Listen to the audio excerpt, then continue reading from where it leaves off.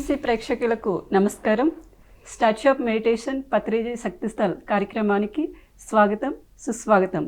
ఈరోజు మనతో senior pyramid master Dhanalakshmi గారు మనతో ఉన్నారు. ఆవిడ మాటల్లో తెలుసుకుందాం. నమస్తే అండి. నమస్కారం మేడం. మేడం, మీరు ధ్యానంలోకి ఎలా వచ్చారు? మీకు మెడిటేషన్ ఎలా పరిచయం అయింది? ఎన్ని ఇయర్స్ నుంచి మెడిటేషన్ చేస్తున్నారు? నేను 5 years నుండి మెడిటేషన్ చేస్తున్నాను. కాకపోతే అదేంది ఒక కంటిన్యూస్గా, కానీ చిన్నప్పటి నుంచే ధ్యాన పరిచయం ఉన్నప్పటికీ 2019 డిసెంబర్లోనే నాకు ఆనాపానసతి ధ్యానం పరిచయం. అప్పటి నుంచి పత్రిజీ కానీ పిఎస్ఎస్ఎం, ఆనాపానసతి ఇవన్నీ కూడా పరిచయం. మీరు శక్తిస్థల్ దగ్గర ధ్యానం చేశారా?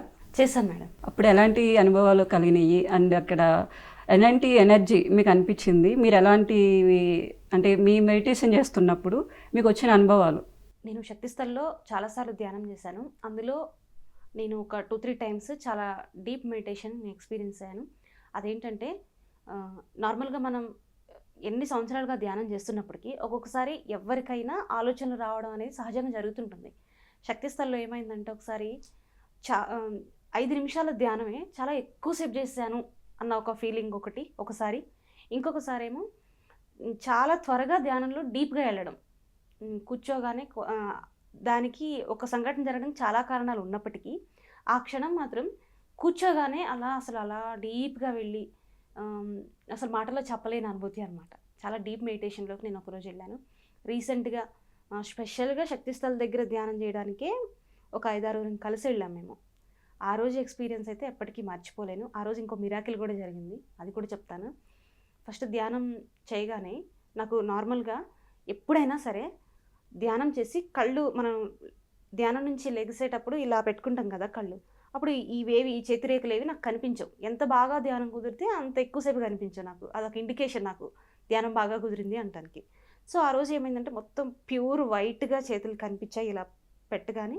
నెక్స్ట్ అది మొత్తం ఆ రోజున ఒక బ్లూ కలర్లో ఒక యూనివర్స్ కలర్ అంటాం కదా, అలా కనిపించిన తర్వాత వెంటనే స్టార్స్, నక్షత్రాలు, ఈ భూగ్రహాలు అంటారు, మరి వాటిని ఏమంటారో కూడా తెలియదు, ఒక యూనివర్స్ని ఒక ఏమంటారు, ఈ విశ్వం మొత్తం అరచేతుల్లో అలా చూసినట్టుగా అలా అనిపించింది అనమాట. ఎంతసేపటికి ఆ కళ్ళని తెరవాలి అనేది నాకు అసలు అనిపించలే.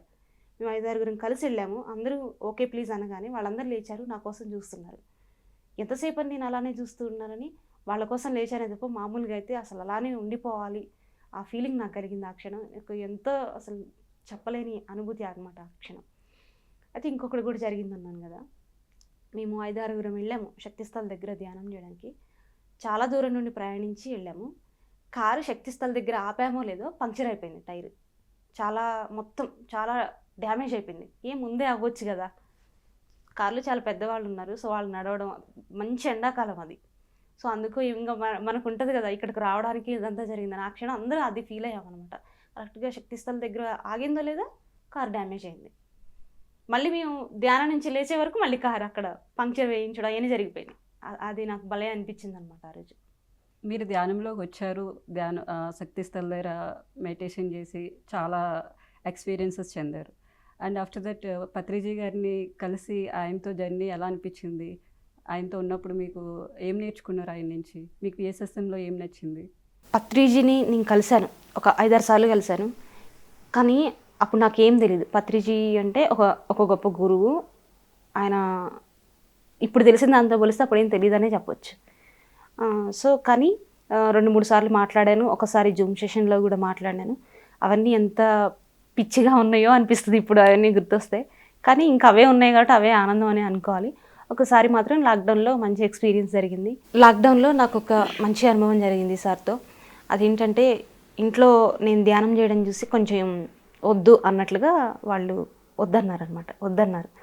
సో నేను ఎలా అయినా సరే పిఎస్ఎస్ఎం అనేది నాకు ఎంత గొప్ప సర్వీస్ చేస్తుందో అనేది నాకు ఐడియా ఉండటం వల్ల నేను చేస్తే ఇదే చేయాలని నేను ఫిక్స్ అయ్యాను. కానీ ఇంట్లో వాళ్ళు వద్దు అని అంటున్నారు కాబట్టి నేను అప్పుడు ఎలాంటి భ్రమలో ఉన్నానంటే, ఎవరైనా సర్వీస్ చేయాలనుకుంటే వాళ్ళకు గురువే సహాయం చేస్తాడు, ఆ కష్టాలన్నీ తొలగిస్తాడు అని నేను అనుకుంటూ ఉండేదాన్ని. అప్పుడు నేను జస్ట్ కొన్ని నెలలే అవుతుంది పిఎస్ఎస్ఎం పరిచయం అయ్యి. సో మరి నాకెందుకు పత్రిసారి ఇలాంటి వాళ్ళు ఎందుకు హెల్ప్ చేయట్లేదని నేను అనుకుంటున్నా. సో ఆ వీడియోలో కూడా రామ్ లక్ష్మణ్ గారు చాలా వీడియో చివరికి వచ్చే వరకు ఏమన్నారంటే, గురుగారు మరి ఇంత పెద్ద సామ్రాజ్యాన్ని సృష్టించారు, మరి మీ తర్వాత ఎవరు మీ తర్వాత ఎవరు చూసుకుంటారు ఇంత పెద్ద పిఎస్ఎస్ఎంని అంటే ఆ ప్రశ్న పూర్తి కాకముందే 1,00,000 మందిని తయారు చేశాను ఎంతో ఆనందంగా కాన్ఫిడెంట్గా సార్ చెప్పారు. ఆ ప్రశ్న వినగానే మరి నేను సర్వీస్ చేయడానికి సిద్ధంగా ఉన్నానే, మరి పత్రిజీ వచ్చి నన్ను ఏమాయ చేసి నన్ను ఇక్కడి నుంచి తీసుకెళ్ళట్లేదు, నాకు ఈ కష్టాలు పోవట్లేదని కొంచెం అనుకున్నాను అనమాట నేను. సో సార్ని ఎట్టి పరిస్థితుల్లో నేను ఈ ప్రశ్న అడగాలి ఇప్పుడు, ఎందుకంటే నాకు అది ఆగట్లే అనమాట. అడగాలి, మరి నాకెందుకు ఇన్ని బాధలు ఉన్నాయి, సర్వీస్ చేసే వాళ్ళకి హెల్ప్ జరుగుతుంది అని మీరు చెప్తారు కదా అని అడగాలనిపించింది. ఎలా అడుగుతాను నేను హైదరాబాద్ రావడానికి కూడా అది ఎవరు పక్కింటి వాళ్ళకే వెళ్ళట్లే. సో నాకు అప్పుడు గుర్తొచ్చింది ఒక విషయం ఏంటంటే, లాక్డౌన్లో కొన్నాళ్ళు ఇక్కడే, లాక్డౌన్కి కొన్ని రోజుల ముందు ఇక్కడే ఉన్నప్పుడు నేను పాత్రి సార్ని కలిశాను. అప్పుడు కూడా కొంచెం లాక్డౌన్ ఉంది, జస్ట్ వారం రోజులు లాక్డౌన్ అని మాత్రమే అన్నారు. ఆ తర్వాత నెల పొడిగించారు. సో వారం రోజులు అన్నప్పుడు ఒకరోజు పత్రి సార్ ఇంటికి వెళ్ళాము. అప్పుడు అసలే బయట పోలీసులు బాగా స్ట్రిక్ట్గా ఉన్నారు, మిమ్మల్ని పట్టుకొని జైల్లో వేస్తారు, బయటకి ఎందుకు వచ్చారని. కాబట్టి మీరు జైల్లో ఉన్నారా ఇంట్లో ఉన్నారా తెలుసుకోవాలంటే మీ ఫోన్ నెంబర్ ఇవ్వండి, ఫోన్ చేస్తేనేమో ఇంట్లో ఉన్నట్టు, ఫోన్ చేయకపోతే జైల్లో ఉన్నట్టు నేను కన్ఫర్మ్ చేసుకుంటే నీ నెంబర్ ఇచ్చి వెళ్ళాను అన్నారు. అంటే అప్పుడు పక్కనున్న సార్కి ఫోన్ ఉండదు కాబట్టి పక్కనున్న అబ్బాయి నెంబర్ తీసుకొని మేము వెళ్ళామన్నమాట. 5-6 వెళ్ళాము. నెంబర్ తీసుకొని వెళ్ళి సార్ మేము ఇంటికే వచ్చామని చెప్పి ఫోన్ చేశారు. ఓకే అన్నారు. ఆ తర్వాత ఈ రామ్ లక్ష్మణ్ గారి వీడియో చూసిన తర్వాత నేను మళ్ళీ ఆ అబ్బాయికి ఫోన్ చేసి, అతను పత్రి సార్ పక్కనే ఉంటారుగా, సో అతనికి ఫోన్ చేసి నేను సార్తో మాట్లాడాలి అన్నాను. నేను విజయవాడలో అటువైపు ఆంధ్రాలో ఉన్నాను, నేను వెళ్ళడానికి వారం టైం పట్టింది, వారం తర్వాత 10 గంటలకు ఫోన్ చేయండి అన్నారు. నేను మళ్ళీ అదే టైంకి కాల్ చేస్తే పత్రి సార్ని అడిగాను, సార్ మీరు పిఎస్ఎస్ఎం మీ తర్వాత 1,00,000 మంది ఉన్నారు అని చెప్పారు కదా, మరి నేను ఆ 1,00,000 మందిలో ఉన్నానా లేదా అంటే, నాతో మాట్లాడుతున్నావు అంటే అర్థం ఏంటి, ఉన్నావనే కదా అని అన్నారు. థ్యాంక్ యూ సార్ అన్నాను. సరే రైట్ మరి అని ఫోన్ పెట్టేశారు. అది నేను చాలా ఎక్కువసేపు మాట్లాడిన సందర్భం అదొక్కటే సార్తో. ధ్యానంలోకి వచ్చిన తర్వాత పత్రిజీ గారిని కలిశారు, చాలా ఎక్స్పీరియన్స్ చెందారు. సో పత్రిజీ గారు బాడీ వికెట్ చేసిన తర్వాత మీకు ఎలా అనిపించింది? సో పత్రి సార్ బాడీ వికెట్ చేసిన ఆ టైంలో నేను జాబ్ చేస్తున్నాను డిజిటల్ మార్కెటింగ్. జూలై 22న పత్రి సార్ని కలవడానికి వెళ్దామని చెప్పి మా ఫ్రెండ్స్ కాల్ చేశారు. సో నేను వెళ్ళాను. వెళ్ళిన తర్వాత సార్కి కొంచెం హెల్త్ అట్లా ఉన్నట్టుగా ఉంది కదా ఆ టైంలో. ఎంతసేపటికి పత్రిజీ గురించి మనం ఇప్పుడు సార్ ఎంత శక్తివంతంగా ఉంటారు, ఎంత ఎనర్జెటిక్గా ఉంటారు, ఎంత అలసిపోకుండా ఉంటారనే మనం మాట్లాడుకుంటుంటాం అప్పుడప్పుడు. ఎంత ఎదురుగా అలాగ అనిపిస్తున్నా కానీ నేను అసలు నమ్మట్లా. పత్రి సార్ ఇట్లా చిటికేస్తే ఇట్లా లేస్తారు, ఇదొక లెక్కే కాదు అని. సార్ ఇంకో 5 నిమిషాల్లో మహాపరినిర్వాణం చెందుతారు అన్నప్పుడు కూడా నేను వెళ్ళి చూశాను. అయినా నేను అసలు చాలా లైట్ తీసుకున్నా. ఎంతసేపటికి పత్రి సార్ తలుచుకుంటే అది ఎంతసేపు ఈ ఫీలింగ్లోనే ఉన్నా. సో ఈ విషయాన్ని మా ప్రసాద్ అన్నయ్యను ఒక అన్నయ్య గమనించాడు.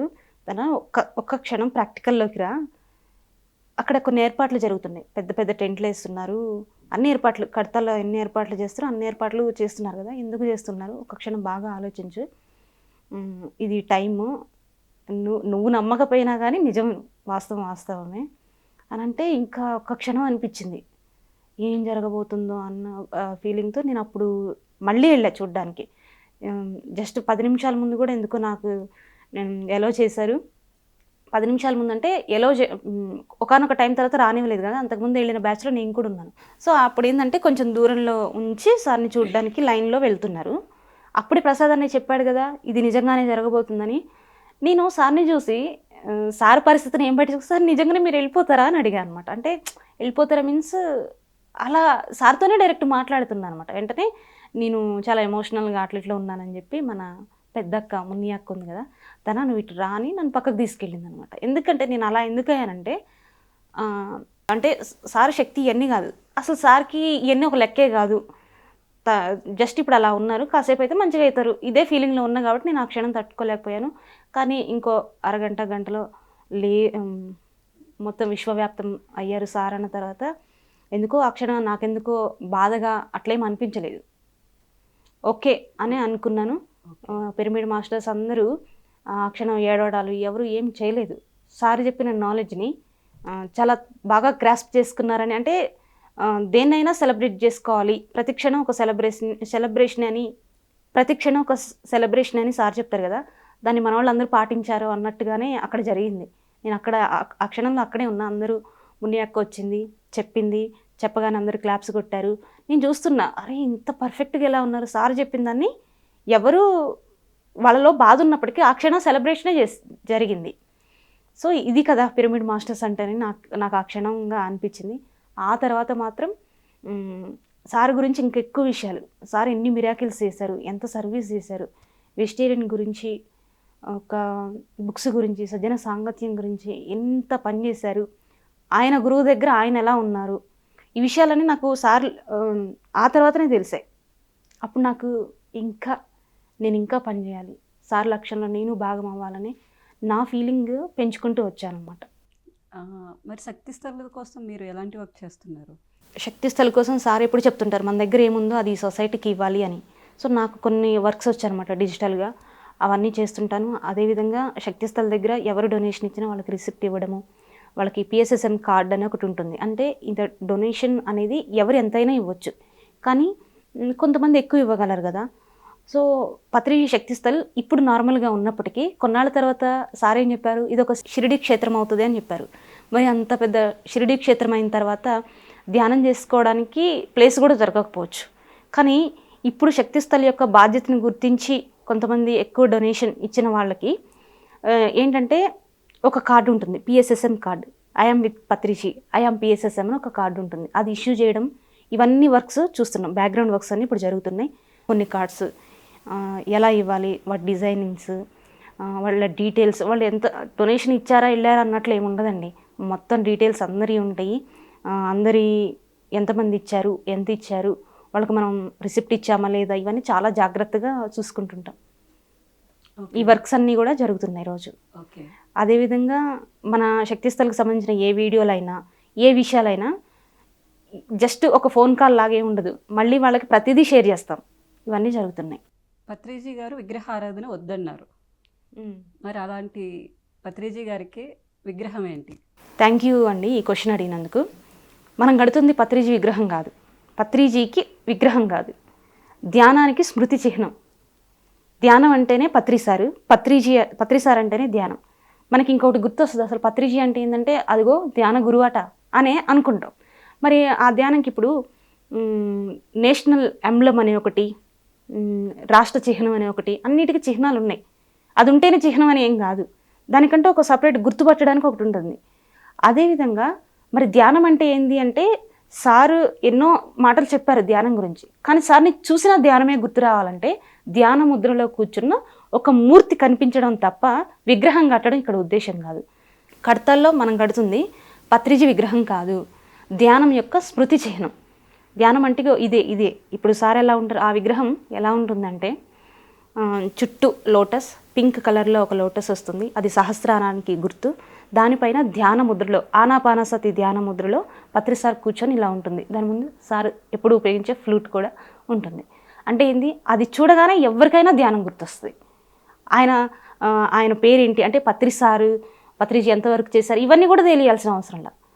అక్కడ అది ఎవరో కడతాలంటే తెలియని వాళ్ళు ఒక విజిటర్ వచ్చినా కానీ ఓహో ఇదేంటి అంటే అప్పుడు అది పరిచయం అయింది. ఇదేంటి అంటే అది ధ్యానం చేసే ఒక ముద్రాట అని తెలుసు. అంటే మనం పరిచయం చేయాల్సింది పత్రిజీని కూడా కాదు, ధ్యానం తెలిస్తే చాలు. అసలు పత్రిసారికి అన్నిటికంటే ఎప్పుడు ఆనందంగా ఉంటారు చెప్పండి?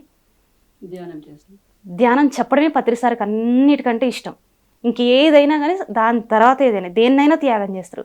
ధ్యానం చెప్పాలి అంటే ఎంత దూరమైనా ప్రయాణించేవాళ్ళు, ఎలా అయినా ప్రయాణించేవాళ్ళు. మరి మనం ఏమి ఇవ్వాలి సార్కి అంటే ఇంకొకరికి ధ్యాన పరిచయమే. అంటే ఇప్పుడు పత్రిసారి విగ్రహానికి కట్టి కూడా మనం చేస్తుంది ఏంది, మనకేం ఉపయోగం? మనకు ఆల్రెడీ ధ్యానం తెలుసు, ఎంతోమంది పిరమిడ్ మాస్టర్లు ఉన్నారు, ఛానల్స్ ఉన్నాయి, అక్కడ చూస్తారు, ఎన్నో బుక్స్ ఉన్నాయి, అవన్నీ కూడా పరిచయాలు అన్నీ అయిపోయినాయి. మరి నెక్స్ట్ జనరేషన్కి కొన్ని యుగాల తర్వాత మళ్ళీ మనమే పుట్టినా మళ్ళీ మనకు పునర్జన్మలు ఉంటాయి కదా, మళ్ళీ మనమే పుట్టినా మళ్ళీ కడతాలు వెళ్తే ఏంటిది అంటే ఇగో ఇలా కూర్చొని ధ్యానం చేస్తారంట, దాన్నే ఇలా కట్టారట అని ఒక స్ఫూర్తి కోసమే, ఒక సింబల్ కోసమే, అంతే తప్ప మనం కడుతుంది విగ్రహం ఏం కాదు. అండ్ మీరు యూట్యూబ్ ద్వారా చాలామంది ఎక్స్పీరియన్సెస్ తీసుకుంటున్నారు, శక్తి స్థల కోసం కానీ ధ్యాన మెడిటేషన్ కోసం కానీ, ఇలా చాలామంది ఎక్స్పీరియన్స్ తీసుకుంటున్నారు కదా. మీకు ఎదురైన మిరాకిల్ ఎక్స్పీరియన్స్ ఏమన్నా ఎదురైందా? అంటే ఎవరైనా ఏదన్నా చెప్పారా, మాకు శక్తి స్థల దగ్గర మెడిటేషన్ చేయడం వల్ల ఇలా అనిపించింది, లేకపోతే మెడిటేషన్లోకి వచ్చిన తర్వాత మాకు ఇలాంటి అనుభవాలు వచ్చినాయి అన్న విషయంలో మీకు ఎవరైనా మిరాకిల్గా ఏమైనా చెప్పింది ఉందా? ఉందండి, చాలా ఎక్కువగా చాలామంది చెప్పిన విషయం ఏంటంటే, ఇది నా ఎక్స్పీరియన్స్. ఇప్పుడు నేను చెప్పబోయేది ఏంటంటే, ఇంతకుముందు పిఎస్ఎస్ఎన్కి రాకముందు నాకు సరైన విధంగా మాట్లాడడం ఎలానో నాకు తెలియదు. అసలు ఇది ఒక ప్రశ్న అడిగితే దానికి మాత్రమే సమాధానం చెప్పడం కాకుండా అటు ముందు కొంచెం వెనక్కి కొంచెం యాడ్ చేసి ఏదేదో మాట్లాడుతుండేవాళ్ళం. రైట్ వే ఆఫ్ టాకింగ్ అనేది అసలు మనకు తెలియదు. సో కానీ నేను అనుభవాలు తీసుకుంటున్నప్పుడు చాలామందికి చాలా పెద్దవాళ్ళు అంటే 50 years ప్లస్ ఉన్న వాళ్ళ దగ్గర నుంచి కూడా ఎవరిని వదలకుండా ఎక్స్పీరియన్స్ తీసుకున్నాము. శక్తిస్థల దగ్గర ధ్యానం చేసిన ప్రతి ఒక్కరి నుంచి అనుభవం తీసుకున్నప్పుడు అక్షరముక్క రాని వాళ్ళు కూడా ఏం చెప్పారు తెలుసా? ఈ తర్వాత తరానికి అందాలండి. మనం చూసాం గురువు గారిని, మరి మన మనవాళ్ళు వాళ్ళ మనవాళ్ళు చూడాలంటే శక్తిస్థలు ఉండాలి కదా అని చెప్పినప్పుడు నా కళ్ళంట నీళ్ళు వచ్చి అసలు వీళ్ళకి ఇంత మనకి అన్ని నాలెడ్జ్ వచ్చు. మనం ఇంగ్లీష్ చదవగలం, హిందీ చదవగలం, మనం కంప్యూటర్ని యూజ్ చేయగలం, చాట్ జీపీటీ అన్నీ తెలుసు. కానీ సరే ఒక క్వశ్చన్ ఎవరైనా వచ్చి సడన్గా అడిగితే మనం మాట్లాడలేం. కానీ అక్షరం ముక్క రాని వాళ్ళు కూడా పత్రిజీ పట్ల ఎంత బాధ్యతగా ఉన్నారో అని అనిపిస్తుంది. వాళ్ళు అలా వీడియో ఇస్తుంటే నేను ఆశ్చర్యంగా చూసి ఇంత బాగా ఎట్లా చెప్తున్నారు. ఆ భాష ఎలా ఉన్నా వాళ్ళ ఇంటెన్షన్ ఎలా ఉందంటే ఈ కట్టాలి, నెక్స్ట్ తరానికి పత్రిజీ తెలియాలి, ఈ ఫీలింగే ఉంది. ప్రతి వీడియోలో ఇదే ఉంటుంది. నేను 100 మంది దగ్గర వీడియో తీసుకుంటే అందాలండి తర్వాత వాళ్ళు తెలియాలి కదా, ఇది వేరే వేరే భాషలో చెప్తారు. అయినా కానీ వీడియో ఎన్నిసార్లని ఇదే వీడియో అనేది మనకు ఉన్నప్పటికీ వాళ్ళ ఫీలింగ్ అందరికీ తెలియాలన్న ఈ కాన్సెప్ట్తోనే అందరి నుంచి వీడియోలు తీసుకుంటాం. ఎన్నిసార్లు చెప్పినా ఆ వీడియో తీసుకుంటాం. అది నాకు చాలా గ్రేట్గా అనిపిస్తుంది. పామరులు సైతం, పండితులే కదా, పామరులు సైతం పత్రిజీ యొక్క కాన్సెప్ట్ని, పత్రిజీ గ్రేట్నెస్ని అర్థం చేసుకున్న వాళ్ళే. ఈ అనుభవం కాకుండా నాకు ఒక అమ్మాయి చాలా బాగా అనిపించింది. తనకి పత్రి సార్ మహాపరినిర్వాణం చెందారనే విషయం కూడా తెలియదు ఆ అమ్మాయికి. ఇంకా ఉన్నారని అనుకుంటూ ఒక విషయం, ఆమె ఏదో స్ట్రగుల్ అవుతుంది. న్యూఢిల్లీ అమ్మాయిది, ఖడ్తాల్లో కొంచెం ప్రశాంతంగా ఉందన్న ఫీలింగ్తో ఆమె వచ్చింది ఫిబ్రవరిలో. ఆమె నేను కలిసే ఉన్నాం ఒకే రూమ్లో. సో ధనలక్ష్మి, మనం ఇక్కడే ఒక పెద్ద తామర పువ్వు, దానిపై ఒక స్టాచ్యూ అది ఉంది కదా, అది నేను చూడాలనుకుంటున్నాను, న్యూఢిల్లీ నుంచి నేను ప్రత్యేకంగా దాన్ని చూడడానికి వచ్చాను, వెళ్దాం పదా అన్నది. నాకు మరీ అంత హిందీ రాకపోవడం వల్ల నాకు సరిగా అర్థం కాలేదేమో, లైట్గా ఆమె చెప్పింది కన్వే అయ్యి సరే పద చూసొద్దామని చెప్పి మేము ఇద్దరం బయలుదేరాం. నేనేమనుకుంటున్నా అటు విల్లాస్ ఉంటాయి, ఆదిశంకరాచార్యుడు ధ్యానం చేసుకున్న ప్లేస్ ఇవి ఉంటాయి కదా, అక్కడేమన్నా నేను ఇంకా సరే వెళ్దాం పదా అని వచ్చేసానే తప్ప ఆమె నేనేం పూర్తిగా ఏం వెళ్ళలే. సరే పదా అని తీసుకొచ్చా.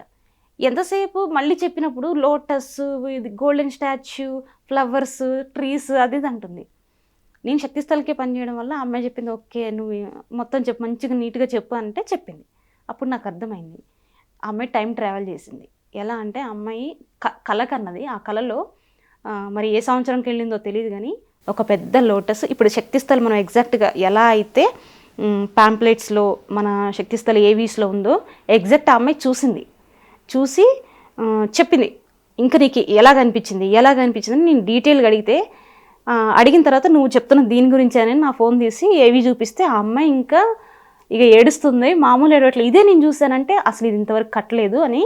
అప్పుడు నేను పద శక్తిస్థల నేను ఇప్పుడు ఎలా ఉందో చూపిస్తా పద అని కడతాల్లో ఇప్పుడున్న శక్తిస్థల ఎక్కడుందో అక్కడ తీసుకెళ్తే ఇదా ఇక్కడ కట్టబోతున్నారా, మరి నేను ఎలా చూశాను అంటే అమ్మాయికి ఒక ట్రాన్స్లో ఉండటం వల్ల నేను ఆల్రెడీ నువ్వు కళలో కొంచెం టైం ట్రావెల్ చేసి ఆల్రెడీ కట్టిన దాన్నే చూసావని చెప్పినా కానీ అమ్మాయికి ఎక్కలేదనమాట, సంతోషంలో ఎక్కలే. సో ఆ అమ్మాయి చాలా సంతోషంగా అసలు నేను ఇలా చూసానా అని చెప్పి శక్తిస్థల్ యొక్క ఏవీలో ఏదైతే మనం చూపించామో ఆ నిర్మాణం జరిగిపోయింది ఆల్రెడీ. కాకపోతే ఆ అమ్మాయి చూసింది, ఇంకా మనకి రియాలిటీలో ఈ భూమి మీద ఇంకా జరగలే. సో ఆ శక్తిస్థల్ మనం ఎలా కళలు కంటున్నామో అది వస్తుంది. ఆ అనుభవం అనేది ఆ అమ్మాయి కళ్ళలో, ఆ అమ్మాయి ఎమోషన్లో నేను ఫీల్ అయ్యాను. ఆ అమ్మాయి ఏడుస్తుంటే నాకు కూడా అసలు చాలా ఫీల్ అయ్యా. ఆ అనుభవం నాకు చాలా డిఫరెంట్గా చాలా బాగా అనిపించింది. ఓకే. అప్పుడు ఆ అమ్మాయి అయితే పత్రిసారి లేరా అని అంటుంది. ఆ అమ్మాయికి అసలు పత్రిసారి లేరని కూడా తెలియదు అనమాట. అప్పుడు వెళ్ళి ఆ అమ్మాయి ధ్యానం ఎంతో సంతోషంగా వెళ్ళి ధ్యానం చేసుకుంది అక్కడ శక్తిస్థల్లో. పత్రిజీ శక్తిస్థల్ కోసం మన బాధ్యత ఏంటి, అసలు ఎందుకు నిర్మించుకోవాలి మనం శక్తిస్థల్ని? సో ఈ పత్రిజీ శక్తిస్థల నిర్మాణం వాళ్ళెవరో రాళ్ళెత్తారు అది ఇది కాదు. ఈరోజు మనం ఒక ఇటుకిచ్చే అవకాశం మనకు వచ్చింది. ఒక పత్రిజీ శక్తిస్థల నిర్మాణం అనేది ఒక లైఫ్ లాంగ్ ప్రాసెస్ ఏం కాదు, ఒక 2-3 సంవత్సరాలు జరుగుతుంది. ఆ తర్వాత సారు షిరిడి క్షేత్రం అవుతుంది ఈ కడతాల్ క్షేత్రం అని చెప్పారు. అప్పుడు వచ్చినప్పుడు అబ్బాయి ఎంత బాగా కట్టారు శక్తిస్థలు, ఎంత బాగుంది, అక్కడ ధ్యానం ఎంత బాగుంది, ఈ గురువు ఒకప్పుడు ఉన్నారంట, వీళ్ళకి షేక్ హ్యాండ్లు ఇచ్చారట, వీళ్ళతో కలిసి తిన్నారట, కలిసే ఉన్నారట, మాకా భాగ్యం లేదే, ఈరోజు శక్తిస్థలకు డొనేషన్ ఇద్దామన్న అవకాశం లేకుండా పోయిందే అని బాధపడడం. ఒకప్పుడు బాధపడాల్సిన అవసరం లేదు, ఇప్పుడు ఈ క్షణం శక్తిస్థల్ వర్క్ జరుగుతుంది. ఈ క్షణమే దాన్ని గుర్తించి మనకి ఏం చేతనైద్దో అది ఇచ్చే అవకాశం ఇప్పుడు మాత్రమే ఉంది. అందుకే ఈ అవకాశాన్ని గుర్తించి అందరూ తమ వంతుగా ఏం సహాయం చేయగలరో అది చేస్తే బాగుంటుంది. సో ఇది ఎవరి బాధ్యత అని ప్రశ్నించుకుంటే నిజంగా ధ్యానం రుచి చూసిన వాళ్ళు వెంటనే ఒక రిషికేశ్ వెళ్ళినప్పుడు, మొన్న ఈ మధ్య నవంబర్లో వెళ్ళినప్పుడు పత్రి సార్ ఇలా కడుతున్నామని అనగానే వితౌట్ ఫ్రాక్షన్ ఆఫ్ సెకండ్స్లో ఇలా డొనేషన్ ఇచ్చిన వాళ్ళు ఉన్నారు. అలా కూర్చుంటే ఆ రోజు బాగా డొనేషన్ కూడా వచ్చింది. ఎవరు తెలుసు వాళ్ళందరూ నిజంగా ధ్యానాన్ని అనుభూతి చెందిన వాళ్ళు. శ్వాస ఉన్న ప్రతి ఒక్కరి బాధ్యత ఇది. ఇంకొన్నాళ్ళ తర్వాత శక్తిస్థల నిర్మాణం పూర్తయింది. అప్పుడు ఇద్దామన్నా చేద్దామన్నా తన్మందన్ కాదు, మొత్తం ఇంకా ఏదైనా ఉంటే అది కూడా ఇద్దామన్నా ఉండదు. అప్పుడు మనం పత్రి సారు ఒక వీడియో ఉంటుంది, పిఎంసి లాక్డౌన్ మెసేజెస్ అనే ప్లేలిస్ట్లో ఒక వీడియో ఉంటుంది. పైకి వెళ్ళిన తర్వాత చిత్రగుప్తుడు నీ చరిత్ర తీస్తాడు అని. మనం చనిపోయిన తర్వాత మన చరిత్ర చిత్రగుప్తుడు తీసినప్పుడు ఏం చేసి వచ్చావు భూమి మీదకి వెళ్ళి అంటే, అదిగో ఆ శక్తిస్థలకి ఒక ఇటుకిచ్చి వచ్చాను, నేను కొంచెం డొనేషన్ ఇచ్చి వచ్చాను, ఆ శక్తిస్థల నిర్మాణంలో కొంత పని చేసి వచ్చానని గర్వంగా హృదయం మీద చేసుకొని చెప్పొచ్చు మనం. నేనైతే అలా ఫీల్ అవుతుంటాను అనమాట. మరి అది ఎంతో కాలం లేదు, కొన్ని రోజులే జరుగుతుంది ఆ వర్క్. సో మనకి ఏం వచ్చో అది మన దగ్గర ధనం ఉంటే ధనం ఇవ్వాలి, మనకి ఏదైనా పని వస్తే పని చేయాలి. ఏ పని వచ్చో మనమే గుర్తించాలి. పత్రి సారు ఎంతమందికి మనకి ఇన్ని వర్క్లు వచ్చారో యాక్చువల్గా మనకి తెలియదు. పత్రి సార్ మనలో ఏ కళ ఉందో ఆ కళను గుర్తించారు. సో మనం కూడా మనం ఏం చేయగలం మనం గుర్తుపెట్టుకొని ఆ అవకాశాన్ని వాడుకోవాలి. ఒక సద్గురు అందరికీ ఎన్నో జన్మల పుణ్య ఫలం ఉంటేనే ఒక సద్గురు మనకు పరిచయం అవుతాడు. పత్రి సార్కి సాటి పోటీ లేరు, అలాంటి గురువు మనకు పరిచయం అయ్యారు. మరి అలాంటి ఒక గురువుకి మనం నిజంగా ఇది నివాళి అవి ఇవి కూడా కాదు, జస్ట్ కృతజ్ఞత తెలిపే ఒక చిన్న మార్గం. సార్ థ్యాంక్ యూ సార్ అని చెప్పుకోవడానికి ఒక చిన్న అవకాశం అనమాట. ఈ అవకాశాన్ని మిస్ చేసుకోకూడదు. సదానంద యోగి పత్రి సార్ ఉన్న నాలెడ్జ్కి డిటాచ్గా ఉండడం అనేది పత్రి సార్ యొక్క క్వాలిటీ, తన యొక్క మెయిన్ క్వాలిటీ. తామరాకు మీద నీటి బొట్టులాగా ఉంటారు. అయినా కానీ సదానంద యోగి ఏం చెప్పారు, నా సమాధిని నందవరంలో ఏర్పాటు చేయబోయ్ అని అంటే సార్ చెప్పినట్లే ఆయన పినాకపాణి గారితో ఆ సర్టిఫికెట్ తీసుకొని సేమ్ అదే ప్లేస్లో వెళ్ళి అక్కడ ఏర్పాటు చేశారు. ఆయన అనుకున్నది నెరవేర్చారు.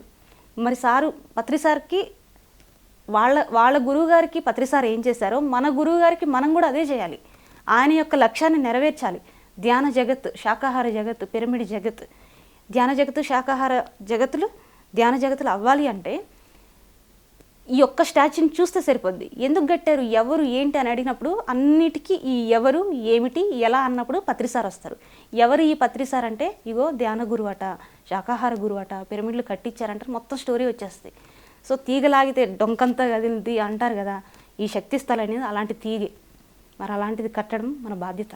థ్యాంక్ యూ ధనలక్ష్మి గారు, చాలా చక్కగా వివరించారు. మీ మాటల్లో మీ ధ్యాన ఎక్స్పీరియన్స్ని మాతో చక్కగా షేర్ చేసుకున్నందుకు చాలా చాలా thank you so much. Thank you madam.